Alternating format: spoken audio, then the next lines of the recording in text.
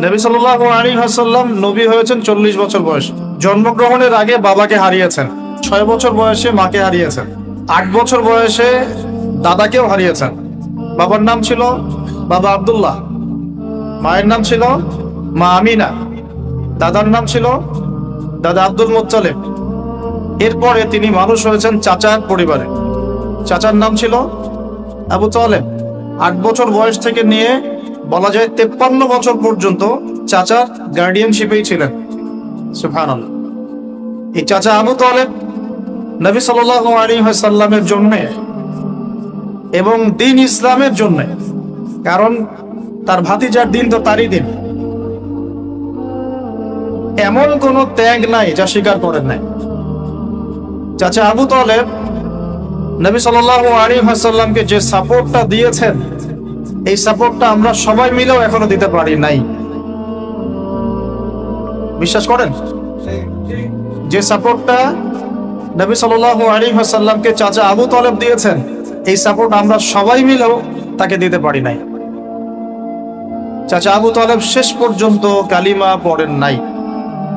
সাহাবীরা জিজ্ঞাসা করেছিলেন যে, ইয়া রাসূলুল্লাহ সাল্লাল্লাহু আলাইহি ওয়াসাল্লাম, আপনাকে এত সাপোর্ট দেওয়ার পরে চাচা আবু তালেবের কি কোনোই উপকার হবে না, লাভ হবে না? নবীজি বলেছেন সাল্লাল্লাহু আলাইহি ওয়াসাল্লাম, আমি না থাকলে আমার চাচাকে জাহান্নামের একদম অতল তলে রাখা হতো।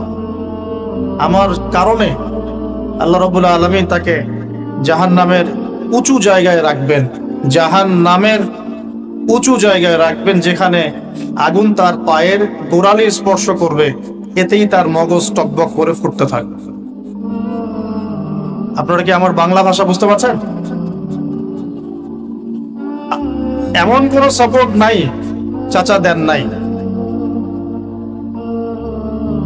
মক্কার প্রায় 13 বছর যখন দাওয়াতি কাজ করছেন নবী সাল্লাল্লাহু আলাইহি ওয়াসাল্লাম, মানুষ গালি দিচ্ছে, কেউ থুতু নিক্ষেপ করছে, কেউ নামাজরত অবস্থায় মাথার উপরে উটের নাড়ি ভুঁড়ি চাপিয়ে দিচ্ছে, কেউ বলছে এই ব্যক্তি জাদুকর, এই ব্যক্তি গণক, এই ব্যক্তি মিথ্যাবাদী, নাউজুবিল্লাহ, এই ব্যক্তি ফারিকুল জামাত বিভক্তকারী, এই ব্যক্তি মাজনুন, পাগল।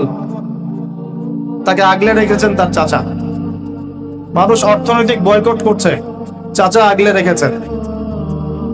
3 বছর সমাজ থেকে বহিষ্কার করা হয়েছে, গাছের ছাল পাতা খেয়ে থেকেছেন বনু হাশিম, চাচা আগলে রেখেছেন।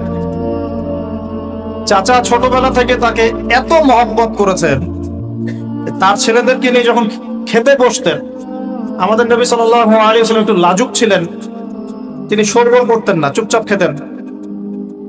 চাচা আলাদা করে একটা খাবার রেডি করে তাকে আলাদা করে ডেকে খাওয়াতো, কারণ সবার সামনে হয়তো সে বলতে পারছে না, লজ্জা পাচ্ছে, শাই ফিল করছে, বাবা নাই মানুষের সংসারে, হয় না? এটা আপনারা হয়তো সবাই বুঝবেন না, আমরা বুঝি। যারা বাবা বা মা ছাড়া বড় হয়েছে অন্যের সংসারে, তারা এগুলো বুঝতে পারে। নবী সাল্লাল্লাহু আলাইহি ওয়াসাল্লাম এতিমদের প্রতি এত রহমদিল কেন ছিলেন? কারণ তিনি তো এতিম অবস্থায় বড় হয়েছে, তিনি তার কষ্টটা বুঝতেন। আমরা যদি এখানে যদি কেউ এতিম থাকেন, তিনি বুঝবেন এতিমের সাইকোলজি কেমন, তার চাহিদা কেমন, কষ্ট কেমন। আমি তো বারবার বলে আসছি কয়েকদিন থেকেই, আমাদের তো কারো সন্তান মারা যায়নি, আমাদের কারো সন্তানকে তো বোম মেরে বুলেট দিয়ে গুলি করে হত্যা করা হয়নি, আমরা তো সেই লাশ দাফন করি নাই। তাহলে আমরা কিভাবে প্যালেস্টাইনের মাজলুম ভাইদের আর্তনাদ আমাদের কান পর্যন্ত পৌঁছাবে? কিভাবে পৌঁছাবে না? পৌঁছালেও কলব পর্যন্ত পৌঁছাবে না। আমার সাথে তো এটা হয় নাই। তো ওই দিকে আমি পরে আসতেছি। চাচা আবু তালেব তাকে এত মহব্বত করেছেন, আমি ভাষায় প্রকাশ করতে পারব। আর আমরা চাচা আবু তালেব সম্পর্কে অনেক সময় আলোচনা করি, কিন্তু তার চাচির কথা ভুলে যায়। তার চাচির নাম ছিল ফাতিমা। কি নাম ছিল? এই নামে তিনি তার মেয়ের নাম রেখেছেন। এই ফাতিমা, তার চাচি, নবী সাল্লাল্লাহু আলাইহি ওয়াসাল্লামকে আলাদা করে ডেকে খাওয়াতেন, মহব্বত করতেন। তিনি কিন্তু তার সন্তান না, অন্য কারো সন্তান। একজন মেয়ের পক্ষে অন্যের সন্তান মানুষ করা চারটাখানি কথা না। সতীনের সন্তানই সহ্য করতে পারে না। আর অন্য মানুষের সন্তান নিজের মতো করে মানুষ করা একটা মেয়ের পক্ষে এত সহজও না। তো এই কাজটা চাচি করেছেন। আমি একটা জায়গায় আসতে চাচ্ছি, এত কিছু করার পরেও, সমাজের মানুষের অত্যাচার নির্যাতন সব থেকে ভাতিজাকে প্রোটেক্ট করার পরেও শেষমেশ তিনি কালিমা লা ইলাহা ইল্লাল্লাহ সাক্ষ্য দেন নাই। শেষ মুহূর্তে নবী সাল্লাল্লাহু আলাইহি ওয়াসাল্লাম বারবার বলছিলেন, হে চাচা, খালি কালিমা পড়েন, আমি আপনার জন্য আল্লাহর কাছে সুপারিশ করব। তো শেষে কি হলো? কালিমাটা পড়া হলো না। বারবার জিজ্ঞাসা করা হচ্ছে, চাচা আপনি কালিমাটা পড়েন, আমি আপনার জন্য আল্লাহর কাছে সুপারিশ করব। শেষমেশ তিনি বলেছেন যে না, আমি আব্দুল মুত্তালিবের ধর্মের উপরে থাকলাম। নাউজুবিল্লাহ। সারা জীবন সাপোর্ট দেওয়ার পরে কালিমা পড়ে মুসলিম না হওয়ার ফলশ্রুতিতে আল্লাহ নবীজি বলছেন আল্লাহ পাক তাকে জাহান্নামের উঁচু স্থানে রাখবেন। আমরা যারা মুসলমান, মুসলিম পরিবারে জন্মগ্রহণ করেছি, আমরা বা আমাদের মধ্যে বেশিরভাগ মানুষ এখনো এই নিয়ামতের শুকরিয়া আদায় করতে পারি নাই যে আল্লাহ পাক আমাদেরকে মুসলমান পরিবারে জন্ম দিয়েছে, কালিমা পড়ার তৌফিক দিয়েছে। আমরা সহজে যা পেয়ে যাই তার মূল্য বুঝি না।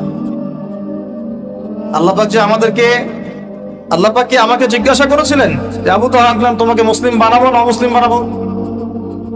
আপনাকে কি আল্লাহ পাক জিজ্ঞাসা করেছেন, হে আব্দুল্লাহ, আব্দুর রহমান, তোমাকে মুসলিম বানাবো না অমুসলিম বানাবো? তুমি কি চাও? আল্লাহ পাক আমাদেরকে জিজ্ঞাসা করেন নাই। নিজ অনুগ্রহে আল্লাহ পাক আমাদেরকে মুসলিম পরিবারে জন্ম দিয়েছে। তো সেই মুসলিম পরিবারের মানুষ এখন কালিমা লা ইলাহা ইল্লাল্লাহ এর সঠিক মর্মও জানে না, তাওহীদও জানে না, শিরকও চিনে না, ইমানের রোকনগুলোও বোঝে না, ইমানের মূলনীতিও বোঝে না, ইমান ভঙ্গের কারণও বোঝে না, কোনো কোনো ক্ষেত্রে ওযু গোসলের মাসলা মাসাইলও জানে না, নামাজ পড়ার ফরজ ওয়াজিব সুন্নাত মুস্তাহাব বোঝে না, নামাজ পড়েও না। মাশাআল্লাহ, জুমার দিনে নামাজ পড়তে আসে অনেকেই, ঈদের দিনে প্রথম দেখা যায়, আর জানাজার নামাজে প্রথম দেখা যায়। আর দেখা যায় যারা এরকম নামাজ কালাম পড়ে না, তাদের জানাজা আবার ৩-৪ বার হয়। নামাজগুলো মনে বাকি শোধ করে পড়ে, রোজা রাখে না, যাকাত তো মাশাআল্লাহ প্রায় উঠে গেছে বললেই চলে সমাজ থেকে।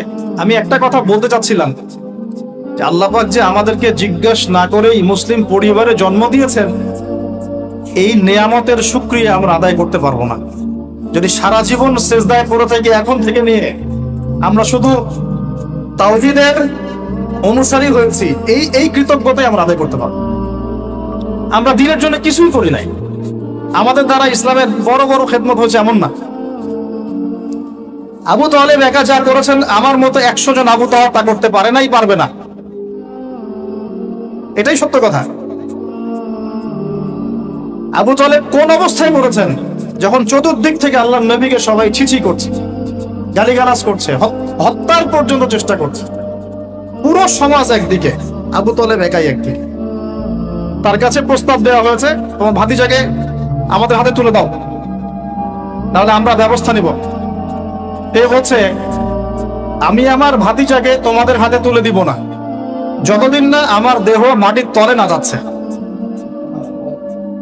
হ্যাঁ, তিনি নবীজিকে গিয়ে বলছেন, আমার বৃদ্ধ কাঁধের উপর এত বোঝা দিও না ভাতিজা, আমার বয়স হয়ে গেছে, ওরা তোমাকে বলছে তুমি দাওয়াতটা ছেড়ে দাও।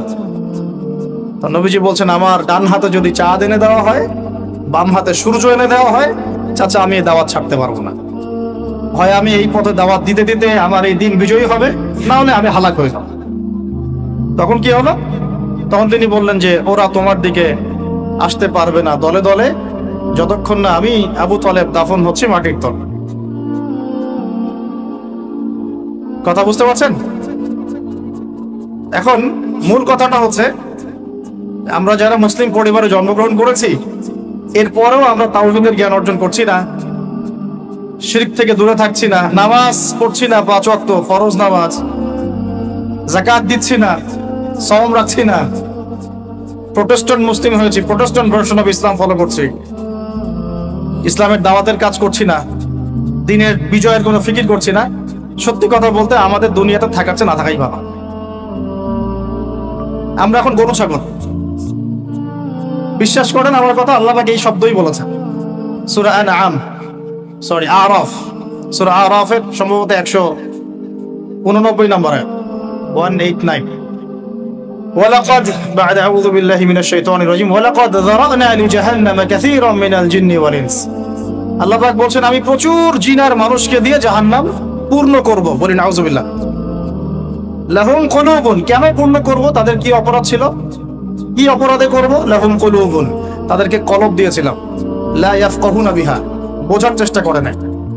ওয়ালাহুম আযানুন, কান দিয়েছিলাম, লা ইয়াসমাউনা বিহা, শুনে নাই। ওয়ালাহুম আ'য়ুনুন, চোখ দিয়েছিলাম, লা ইউবসিরুনা বিহা, চোখ দিয়ে দেখে নাই, কলব দিয়ে উপলব্ধি করে নাই, কান দিয়ে বলেন শোনে নাই, চোখ দিয়ে দেখে নাই। উলাইকা কাল আনআম, এরা ছিল আনআমের মতো। আনআম কি? আনআম মানে গবাদি পশু, ক্যাটলস, গবাদি পশু। শুধু তাই না, বালহুম আদল, বরং এর চেয়েও নিকৃষ্ট ছিল। গবাদি পশুকে যে দায়িত্ব দেওয়া হয়েছে ও সেটা পালন করে। প্রত্যেক প্রাণীকে যে দায়িত্ব দেওয়া হয়েছে সেই দায়িত্ব তারা পালন করে, করে কিনা? না হলে আমরা এত বড় বড় বড় প্রাণীর সাথে কিভাবে পেরে উঠতাম? একটা গরু নির্দ্বিধায় জীবনকে সঁপে দিচ্ছে, বিদ্রোহ করছে না, করছে? তো আল্লাহ পাক এই কথা বলছেন উলাইকা কাল আনআম, তারা হচ্ছে গবাদি পশুর মতো। বাল হুম আদাল, বরং তার চেয়েও নিকৃষ্ট। কারা? উপলব্ধি করে না, দেখে না, শোনে না। এখন আমাকে উত্তর দেন দেখি, আমাদের মধ্যে এখানে কোন ব্যক্তি আছেন যে চোখে দেখেন না, কানে শোনেন না, উপলব্ধি করেন না? আমরা সবাই চোখে দেখি। এই চোখে দেখি কিনা? দেখতে পাচ্ছেন তো আপনি? কানে শুনতে পাচ্ছেন কিনা? তাহলে আল্লাহ পাক কোন চোখের কথা বলছেন আর কোন কানের কথা বলছেন যেগুলো অন্ধ? বলেন। নিঃসন্দেহে অন্য একটা চোখ আছে, আরেকটা কান আছে, আরেকটা চোখ আছে, কান আছে, এটা কোথায়? কলবে। তাহলে আবু জেহেল আল্লাহ নবীকে চিনতে পারছে না, আবু বকর রাদিয়াল্লাহু আনহু চিনতে পারছেন, তাহলে দুজনের তো বাইরের চোখ একই। কোন চোখ তাহলে অন্ধ আবু জেহেলের, যে কারণে আবু জেহেল আল্লাহ নবীকে চিনতে পারলো? বলেন। এখন বলেন, মুসলমান পরিবারে জন্ম নেওয়ার পরে আমরা যারা নামাজ পড়ি না, যাকাত দেই না, রোজা রাখি না, সামর্থ্য হয়েছে হজ করি না, জুমার দিনে আসি, ঈদের দিনে আসি, হ্যাঁ, সৎ কাজে আদেশ করি না, অসৎ কাজে নিষেধ করি না, কোরআন তেলাওয়াত করা শিখি না, রাসূলের সুন্নাহ মাফিক জীবন গড়ি না, আর অর্থনীতি রাজনীতিতে গেলাম না, ওটা গেলামই না, বাস, ওটা তো অনেক বড় স্কেল। তাহলে আমাদের কি চোখ আসলেই আছে, কান আসলেই আছে, কলব কি আসলেই জিন্দা, না সত্যিকার অর্থে আমরা গবাদি পশু হয়ে গেছি? আত্মপর্যালোচনা করতে হয় তো। আত্মপর্যালোচনা, মোরাকাবা মানে হচ্ছে আত্মপর্যালোচনা, নিজেদেরকে নিয়ে ভাবতে হবে তো। এখন আপনি আমাকে উত্তর দেন, যেই মুসলমান নামাজ পড়ে না, রোজা রাখে না, দাওয়াতের কোনো মেহনত নাই, দিন প্রতিষ্ঠার সংগ্রাম নাই, কোরআনও তেলাওয়াত করতে জানে না, আল্লাহর পথে সদকা করে না, তাওহীদের জ্ঞান নাই, শিরকের জ্ঞান নাই, সুন্নতের জ্ঞান নাই, বেদাতের জ্ঞান নাই, ঈমান ভঙ্গের কারণ জানে না, ওযু করার মাসালাও জানে না, তো এই মুসলমান সারা বিশ্বে মার খাবে না তো কারা খাবে? আমাকে বলেন, উত্তর দেন। আমার জানা নাই, আমি এগুলো বুঝি না, বুঝতে আসছি। আমি অনেক কিছুই বুঝি না, যে আমার বুঝের সাথে অনেক কিছুই মিলে না। আমার বুঝ এইটা যে মার খাবো না তো খাবে কারা, এটা আমার বুঝ। এখনো যে আমরা বসে আছি এখানে খাই নাই, সেটাই তো আল্লাহ পাকের রহমত। অনেক আগেই তো আল্লাহর গজব আসা উচিত ছিল। নামাজ তো আগেই ছেড়ে দিছো তুমি, যাকাত দাও না, রোজা রাখো না, রাসূলের সুন্নাতের কোনো খবরই নাই, প্রতিদিন ক্লিন শেভ করতেছো তুমি, আল্লাহ রাসূলের সুন্নাতকে জবাই করতেছো, প্রতিদিন করতেছো। বদরগঞ্জবাসীর জানা উচিত যে বদরের যুদ্ধ হয়েছে 2য় হিজরিতে। কত হিজরি? 2য় হিজরিতে। আল্লাহ নবী সাল্লাল্লাহু আলাইহি ওয়াসাল্লাম এই চাচার সংসারে মানুষ হয়েছেন প্রায় 53 বছর পর্যন্ত। এই চাচাই তাকে বিয়ে দিয়েছেন 25 বছর বয়স। তার আগে চাচার ব্যবসা তিনি সামলেছেন। ওই ব্যবসার এক কাফেলা খাদিজা রাদিয়াল্লাহু আনহার অর্থ ছিল। এই ব্যবসা দিয়ে তাকে টেস্ট করলেন, দেখলেন আমানতদার, সুদর্শন, মাশাআল্লাহ উন্নত চরিত্রের মানুষ, উন্নত রুচিবোধের মানুষ, আল্লাহ আমিন, বিশ্বস্ত। বিয়ের প্রস্তাব পাঠালেন, চাচা বিয়ে দিয়ে দিলেন। কার সাথে? খাদিজা রাদিয়াল্লাহু আনহার সাথে। তখন তার বয়স কত ছিল? 25, তার বয়স কত? 40। আর আমাকে এই সেকুলার সমাজকে আমরা বলতে চাই,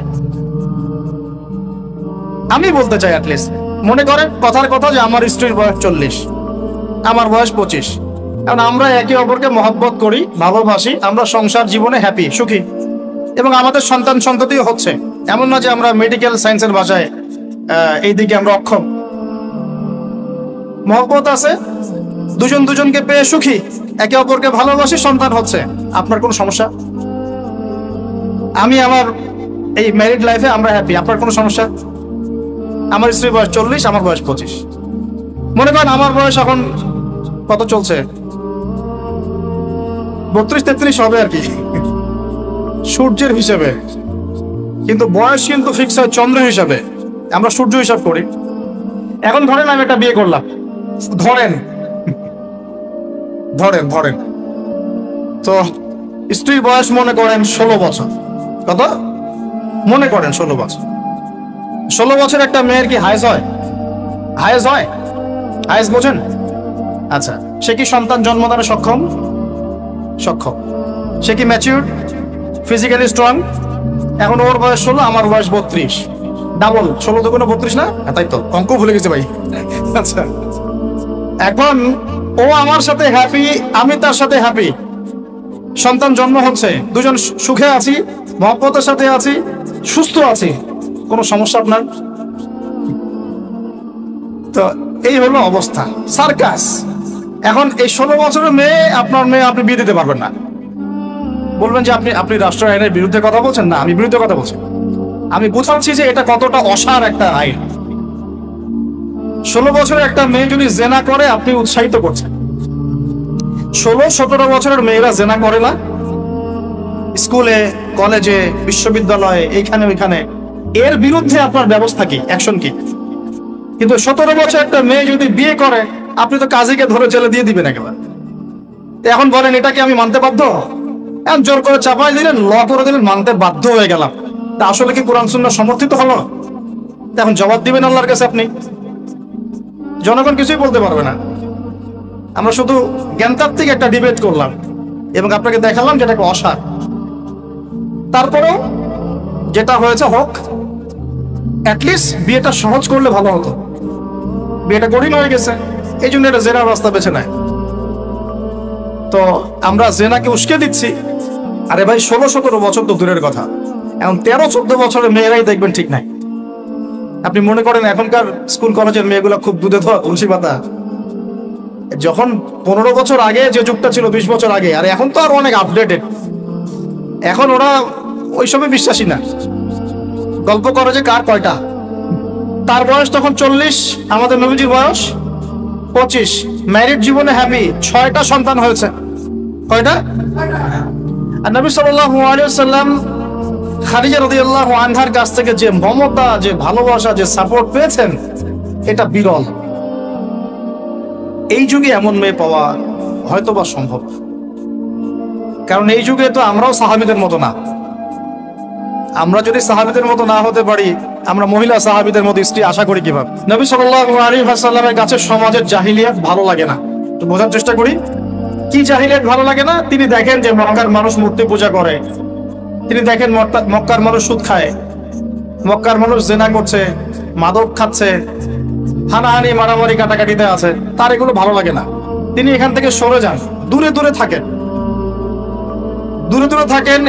হেরা পাহাড় আছে, হেরা গুহা, ওই পর্বতের গুহায় তিনি একা একা নির্জনতা অবলম্বন করেন।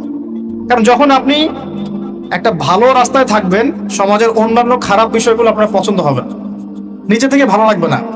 এই যে আপনি আমি যতটুকু ইমানদার, পাশে কনসার্টের গান কানে আসলে আপনার খারাপ লাগে না? লাগে তো, আপনি বুঝতে পারেন না? চোখের মধ্যে খারাপ কিছু পড়ে গেলে আপনার খারাপ লাগে, মনে হয় যেখান থেকে চলে যেতে পারলেই বাঁচি। আপনি বাসে যাচ্ছেন, দেখলেন যে ড্রাইভার গান ছেড়ে দিল। আমরাই নাকি ভাষার জন্য রক্ত দিয়েছি, কিন্তু আমাদের সব কেন জানি হিন্দি সংস্কৃতি। হ্যাঁ, তো কত বড় ভণ্ডামি আমাদের মধ্যে আছে দেখেন। ভাষার জন্য আমরা লড়াই করেছি, জীবন দিয়েছি, গর্বের, অবশ্যই আমাদের জন্য গর্বের, কিন্তু আমাদের ঘরে ঘরে এখন হিন্দি কেন? ঘরে ঘরে হিন্দি কেন? তাহলে আমরা কি, এটা কি দিবস পালন করার বিষয় না আদর্শ লালন করার বিষয়? কোর্ট কাচারি অফিস আদালত সবকিছুর ভাষা হচ্ছে ইংরেজি, ওখানে বাংলা চলে না। কেন? আমরা কি ইংরেজির জন্য যুদ্ধ করেছি? এই উপমহাদেশ 200 বছর শাসন করেছে ব্রিটিশরা, ওরা চলে গেছে, 200 বছর পিটিয়েছিল খুব আমাদেরকে, তারপর আমাদের বাপদাদারা যুদ্ধ করে ওদেরকে এখান থেকে তাড়িয়ে দিয়েছে। কিন্তু ওরা চলে গেলেও ওদের কোনো সুন্নত নিয়ে যায় নাই, ওদের সব সুন্নত দিয়ে গেছে। কোর্ট কাচারির সুন্নত দিয়ে গেছে, অর্থনৈতিক ব্যাংকিং সুন্নত দিয়ে গেছে, রাজনৈতিক সুন্নত দিয়ে গেছে, এমনকি পোশাক আশাকের সুন্নতও দিয়ে গেছে, এমনকি বাথরুমের টয়লেট ওইটাও দিয়ে গেছে। সবখানে এখন হাই কমন ব্রিটিশ ইংলিশ। ওরা কি আসলেই চলে গেছে আর আমরা কি আসলেই স্বাধীন? কে বলবে এগুলো আর কে ভাববে? আর মানুষ এগুলো কবেই পজিটিভলি নেওয়ার চেষ্টা করবে আল্লাহ ভালো জানেন। বাট আমরা বলে যাচ্ছি ইনশাআল্লাহ একদিন না একদিন ইসলাম হবে ইনশাআল্লাহ। আল্লাহ পাক যেন সহজ করেন এবং কবুল করেন। এখন কথা হচ্ছে যে তিনি দেখেন আরবের লোকজন সুদ খায়, মদ খায়, জেনা করে ইত্যাদিতে, তিনি একা একা থাকা শুরু করলেন। একা থাকতে থাকতে ওই সময় তিনি যেভাবে ইবাদত করতে পারতেন সেভাবে ইবাদত করেছেন। আগেও ইবাদতের কিছু সিস্টেম ছিল, কারণ আরবের মানুষরা দাবি করতো তারা হচ্ছে মিল্লাতে ইব্রাহিমের উপর আছে, বিকৃত, কিন্তু ওরা মনে করতো আমরা ইব্রাহিমের ধর্মের উপরেই আছি। এখন 40 বছর বয়সে নবী সাল্লাল্লাহু আলাইহি ওয়াসাল্লামের কাছে প্রথম ওহীটা চলে আসে। প্রথম ওহী কি ছিল ভাই? কোন সূরা? সূরা আলাকের কত নম্বর আয়াত? প্রথম আয়াতটা, প্রথম ওহীটা কি সংক্রান্ত ছিল? নামাজ পড়ো, রোজা রাখো, হজ করো, যাকাত দাও, মূর্তি পূজা করো না। কি বলেছেন আল্লাহ পাক? ইকরা বিসমি রাব্বিকাল্লাযী খালাক। হে নবী, কথাটা বুঝুন, হে নবী মুহাম্মদ সাল্লাল্লাহু আলাইহি ওয়াসাল্লাম, আপনি যেগুলো দেখে ব্যথিত, যে সমাজটার এই যে জাহেলিয়াত আপনি দূর করতে চান, যাদেরকে নিয়ে আপনি চিন্তাগ্রস্ত, আপনার কাছে ভালো লাগে না এই জাহেলিয়াত গুলো, এগুলোকে দূর করতে হলে আগে পড়াশোনা করতে হবে, জ্ঞান লাগবে। আগে কি লাগবে? ওই জায়গায় মুসলমানরা পিছিয়ে পড়ার কারণে আজকে এই অবস্থা হচ্ছে। দুজনের বুঝে আসছে, দুজন ঠিক বলছে। ওই ইকরা বিসমি রাব্বিকাল্লাযী খালাক, এই পড়াশোনা থেকে আমরা পিছিয়ে পড়েছি বলেই আমাদের আজকে অবস্থা হচ্ছে। বলছেন, এখন বলবেন যে আমরা তো পড়াশোনা করছি, সাক্ষরতার হার তো আমাদের 67, 77 এরকম আর কি। তো সত্যি কি পড়ছি? ইকরা বিসমি রাব্বিকাল্লাযী খালাক অর্থ হচ্ছে পড়ুন আপনার রবের নামে, যিনি আপনাকে, যেই জ্ঞান আপনাকে আপনার স্রষ্টার দিকে নিয়ে যাবে সেটাই তো জ্ঞান। এখনকার আমাদের জ্ঞানগুলো কি সত্যি আমাদেরকে আল্লাহর দিকে নিয়ে যাচ্ছে নাকি আল্লাহ থেকে দূরে সরাচ্ছে? তাহলে বোঝেন।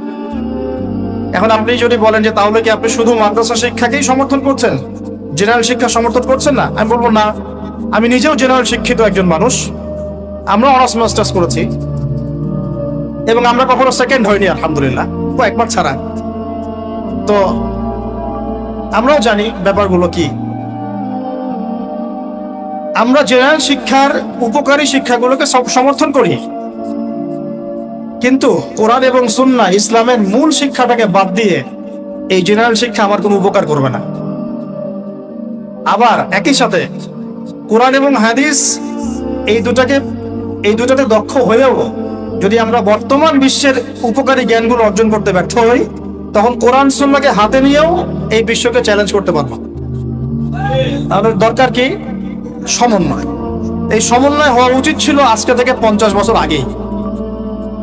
এখন আমাদেরকে এগুলো নিয়ে কথা বলতে হচ্ছে, এটাই দুঃখজনক। যেখানে শিক্ষা প্রতিষ্ঠান আছে, রাষ্ট্রীয় নিয়ন্ত্রণাধীন প্রতিষ্ঠানে হয়তো আপনি ইন্টারফেয়ার করতে পারবেন না, কিন্তু ব্যক্তিগত উদ্যোগে যত শিক্ষা প্রতিষ্ঠান আছে এগুলোতে ইসলামিক শিক্ষা এবং জেনারেল শিক্ষা দুটাকে সমন্বয় করার চেষ্টা করে। আল্লাহ পাক তৌফিক দান করুন। দেখবেন আগামী 10 বছরের মধ্যে একটা আলোকিত প্রজন্ম গড়ে উঠবে ইনশাআল্লাহ।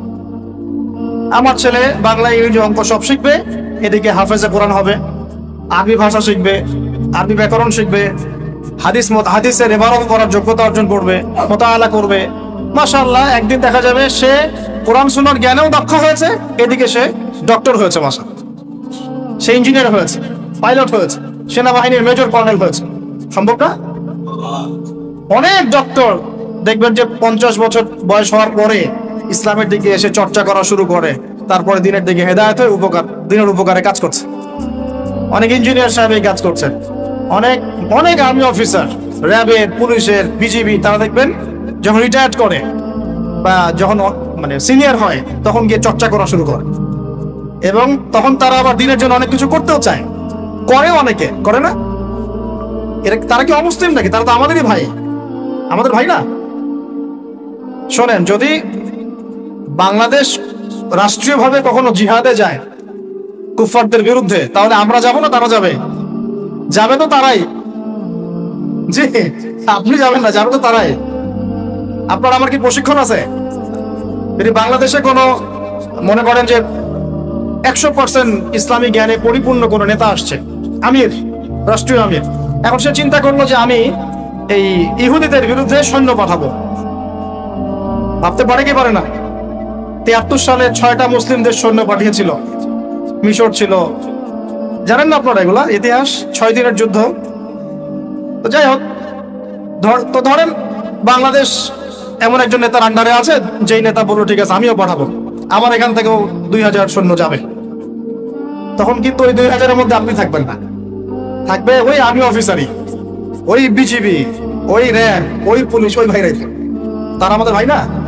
তাদেরকে মেসেজটা পৌঁছাতে হবে যে আপনারা পরিপূর্ণ ইসলামের সামনে আত্মসমর্পণ করেন। ইনশাআল্লাহ আল্লাহ পাক দুনিয়াতেও সুখী করবেন, পরকালেও সুখী করবেন। আমরা দোয়া করবো, দোয়া। আপনারা কখনো একটা রাষ্ট্রের মধ্যে জাতিগত বিভাজনে যাবেন না। জাতিগত বিভাজনটা খুব খারাপ, এতে করে রাষ্ট্রের অভ্যন্তরীণ যে স্থিতিশীলতা নষ্ট হয়ে যায়। আমরা আলহামদুলিল্লাহ ইসলামকে তো ভালোবাসি, মহব্বত করি, পারি না পারি আমাদের মন তো ব্যথিত হয় না? এটা আল্লাহ পাক দেখছেন ইনশাআল্লাহ। আল্লাহ পাক ওই অনুযায়ী আমাদেরকে প্রতিদান দিবেন ইনশাআল্লাহ। তবে চেষ্টা আরো বাড়াতে হবে। এই চেষ্টা বাড়ানোর কথা বলতে এখানে আসছি। আল্লাহ নবীর মন খারাপ, তখন ওহী এসেছে। ওহী প্রাপ্ত হওয়ার পরে নবী সাল্লাল্লাহু আলাইহি ওয়াসাল্লাম একটু ভীত, একটু সন্তুষ্ট। লাকাদ খাশিতু আলা নাফসি। বাংলাদেশে যত সিরাতের বই আছে না, তার 80% সিরাতের বই আপনি পাবেন যে ওই সময় নবী সাল্লাল্লাহু আলাইহি ওয়াসাল্লাম এতটা ভীত সন্তুষ্ট হয়ে গিয়েছিলেন, কয়েকবার তিনি চিন্তা করেছেন যে আমি পাহাড়ের উপর উঠে নিজেকে শেষ করে ফেলবো। এটা নিয়ে তো বিশাল ইস্যু সৃষ্টি করে ফেলছে বাংলাদেশে। হ্যাঁ, আর রাহিকুল মাকতুম বলেন, আর যে কোনো বড় বড় সিরাতের গ্রন্থ বলেন, এটা যদি লিখা না থাকছে আমি বক্তব্য দাও ছেড়ে দিব। বাসায় গিয়ে দেখেন, চেক করেন, রাইটাররা লিখেছেন। এটা আমাদের কথা না। কয়েকবার তিনি পাহাড়ের উপর উঠে চিন্তা করেছেন যে আমি যা দেখলাম, ফেরেশতা এসেছে আমাকে জড়িয়ে ধরেছে, আমাকে বলছে পড়ুন, আসলে ব্যাপারটা কি, আমি কি মানে সঠিক আছি না ভুল হচ্ছে? মানসিক একটা পেরেশানির মধ্যে তিনি ছিলেন। তখন কয়েকবার নিজেকে শেষ করে ফেলার চেষ্টা করেছেন। যখনই তিনি উঠেছেন তখনই জিবরাইল আলাইহিস সালাম সামনে এসেছেন। ইয়া মুহাম্মদ, আপনি পাগল নন, আনতা রাসূলুল্লাহ ওয়া আনা জিবরিল। হে মুহাম্মদ, আপনি পাগল নন, আপনি হচ্ছেন আল্লাহর মনোনীত রাসূল আর আমি জিবরাইল। আপনি বিচলিত হবেন না। আরো একদিন আবার জিবরাইল আলাইহিস সালাম হাজির। এভাবে হতে পারে তিনি আশ্বস্ত হলেন যে হ্যাঁ, আসলে যা হচ্ছে সব সঠিক। এটা কি একটা বড় পাওনা না? এরপরে তিনি বাসায় আছেন, বেশ কয়েকদিন ওহী আসা বন্ধ আছে। আল্লাহ পাক প্রস্তুত করছেন তাকে, কারণ ব্যাক টু ব্যাক ওহী আসতে থাকলে এটা একটা ওয়েট আছে, নেয়ার মতো ক্ষমতাকে তৈরি হতে হয়। তো দ্বিতীয় ওহীটা আসছে, এটা আমি একটু আলোচনায় টাচ করে সামনে যাব। তিনি কম্বল দিয়ে ঘুমিয়ে আছেন, আল্লাহ পাক ওহী পাঠালেন। যখন ওহী পাঠাচ্ছেন, খাদিজা রাদিয়াল্লাহু আনহা দেখছেন যে নবী সাল্লাল্লাহু আলাইহি ওয়াসাল্লাম একটু অস্বাভাবিক আচরণ করছেন। তিনি বলছেন আপনি শুয়ে পড়েন, রেস্ট নেন। নবীজি বলছেন আমার এখন রেস্ট নেওয়ার সময় নাই। আল্লাহ পাক আমাকে বলেছেন ইয়া আইয়ুহাল মুদ্দাসসির, হে কম্বল আবৃত রাসূল, কুম, উঠে দাঁড়ান, ফানজির, মানুষকে সতর্ক করেন। তো কুম ফানজির অর্থ মানে এই না যে বিছান থেকে উঠে মাটিতে দাঁড়ানো, মানে হচ্ছে আপনার কাছে যা আসছে এটা সত্য, এটা দ্বীনে হক, আল্লাহর পক্ষ থেকে আসছে। অতএব আপনি এই সত্যের বাণী নিয়ে সমাজের মধ্যে দাওয়াতি কাজে নেমে পড়েন। ফানজির, মানুষকে সতর্ক করেন। রব্বাকা ফাকাব্বির, আপনার রবের তাকবীর পাঠ করেন। ওয়া সিয়াবাকা ফাতাহহির, আপনার কাপড় পরিচ্ছন্ন রাখেন। কাপড় মানে শুধু বাইরের পোশাক না, ভিতরের হৃদয়ের পোশাকটাও। ওয়ারুজা ফাহজুর, যত অনর্থক বিষয় আছে ছেড়ে দেন। ওয়ালা তামনু তাস্তাকসির ওয়ালি রাব্বিকা ফাসবির। কিছু পাওয়ার আশায় আপনি কাউকে সদকা করেন না, কারো কাছে কিছু পাওয়ার আশায় আপনি সাদাকা করেন না, বরং আপনার রবের জন্য আপনি সবর করেন। কত গভীর কথা। এটা নিয়ে কিন্তু আলোচনা খুব বেশি হয় না। আমরা আলোচনা করি প্রথম ওহীটা কি ছিল, এটা দ্বিতীয় ওহী ছিল। উঠুন উঠুন, সতর্ক করুন। আপনি যা ভাবছেন এরকম কিছু না। আপনি নবী, আপনি শেষ নবী। এই মহাবিশ্বে আপনার মতো কোনো নবী আসে নাই। আপনি সর্বশ্রেষ্ঠ নবী, আপনি সর্বশ্রেষ্ঠ আখলাকের অনুসারী, আপনার উম্মত হচ্ছে সর্বশ্রেষ্ঠ উম্মত। আপনি উঠুন, মানুষকে সতর্ক করুন, কাপড় পবিত্র রাখুন, অনর্থক বিষয় ছেড়ে দেন, আল্লাহর জন্য সবর করেন, আল্লাহর জন্য তাকবীর পাঠ করেন, বলেন আল্লাহু আকবার। এই শুরু হলো মিশন। এই মিশন শুরু হওয়ার পরে 13 বছর, কয় বছর ভাই? 13 বছর মক্কায় তিনি প্রথম 3 বছর গোপন দাওয়াত দিয়েছেন, তারপরে প্রকাশ্য দাওয়াত দেওয়া শুরু করেছেন। এই প্রকাশ্য দাওয়াত যখনই দেওয়া শুরু করেছেন, বাস সমাজে কনফ্লিক্ট লেগে গেল, হক আর বাতিলের লড়াই। তিনি যাদেরকে নিয়ে দাওয়াত দিচ্ছেন, আবু বকর সিদ্দিক, ওসমান বিন আফফান, আব্দুর রহমান বিন আউফ, তালহা বিন উবাইদুল্লাহ, সাদ ইবনে আবি ওয়াক্কাস, বেলাল ইবনে রাবাহ, আব্দুল্লাহ বিন মাসউদ, এরকম সাহাবী 40 জন বা 80 জন। আর নিজের ঘরে আছে স্ত্রী আলী ইবনে আবি তালেব, যায়েদ ইবনে হারেসা, জাফর বিন আবি তালেব। আর এই দাওয়াত যখন চলতে লাগলো, সমাজের মানুষ প্রকাশ্য রূপ যখন ধারণ করলো, এই পক্ষে আছে আবু জেহেল, আবু লাহাব, উতবা, শাইবা, রাবিআ, আশরাক বিন শারিক, এরকম কিছু মানুষ।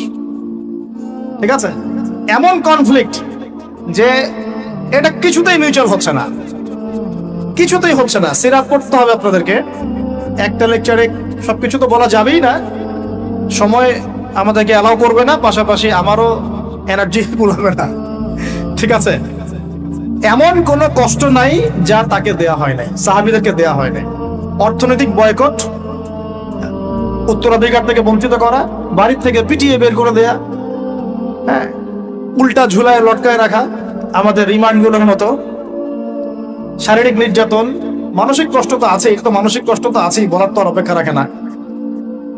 তারপরে কেউ বেচাকেনা করবে না, চলাফেরা করবে না, সামাজিক বয়কট। রাস্তা দিয়ে গেলে মানুষ টিটকারি মারে, যে পাগল যাচ্ছে, এই যে জাদুঘর যাচ্ছে। ব্যাপারটা বোঝার চেষ্টা করেন।